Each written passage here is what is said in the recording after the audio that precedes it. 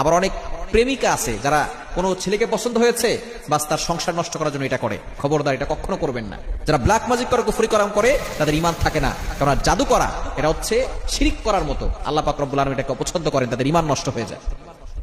কিভাবে বুঝবেন স্বামী স্ত্রীর ভিতরে বিচ্ছেদ আছে কিনা, বিচ্ছেদের জাদু আছে কিনা? 1 নাম্বার, সব সময় শুধু ঝগড়া লেগেই থাকে। প্রতিদিনের ভিতরে 2-3 বার ঝগড়া করে, মাসের ভিতরে 30 দিনই তাদের ভিতরে ঝগড়া লেগেই থাকে। এই ঝগড়া যদি বেশি হয়, মনে করবেন যে ওই সংসারে বিচ্ছেদের জাদু করা আছে। 2 নাম্বার হচ্ছে কেউ কাউকে দেখলে সহ্য করতে পারে না। স্বামী স্ত্রীকে দেখলে সহ্য হয় না, স্ত্রী স্বামীকে দেখলে সহ্য হয় না। দুইজনের থেকে দূরে থাকে, কাছে যেতেই পারে না। একজন আরেকজনকে দেখলেই সহ্য হয় না, একেবারে তাকে না দেখলেই কেমন যেন ভালো লাগে। এরকম যদি হয়, তাহলে মনে করবেন যে কেউ সম্পর্ক বিচ্ছেদের জাদু করেছে।